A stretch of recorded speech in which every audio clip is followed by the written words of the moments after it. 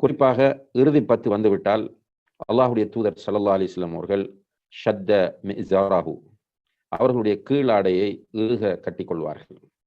அதனுடைய அர்த்தம், அவர்கள் தன்னுடைய கீழாடையை இறுக கட்டிக்கொள்வார்கள் என்று சொன்னால், குடும்ப வாழ்க்கையில் ஈடுபடுவதற்கு முக்கியத்துவம் கொடுக்க மாட்டார்கள்.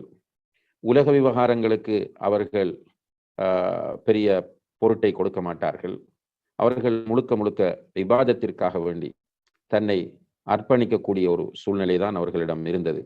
அது மட்டுமல்ல, அஹ்யா லைலஹு, இரவு முழுக்க அவர்கள் இபாதத்திலே விழித்திருந்து கழிப்பார்கள். வ ஐகத அஹ்லஹு, தன்னுடைய குடும்பத்தினரையும் அதற்காக வேண்டி எழுப்பி விடுவார்கள் என்று நபி ஸல்லல்லாஹு அலைஹி வஸல்லம் அவர்களுடைய இறுதி 10 வாழ்க்கை பற்றி அவர்களுடைய மனைவியர்களும் ஏனைய சஹாபாக்களும் குறிப்பிடுவதை நாம் கவனிக்க வேண்டும். அந்த அடிப்படையிலே இறுதி 10 ரசூல் ஸல்லல்லாஹு அலைஹி வஸல்லம் அவர்கள் மேக்சிமம் இபாதத் செய்வதற்காக வேண்டி பயன்படுத்தினார்கள்.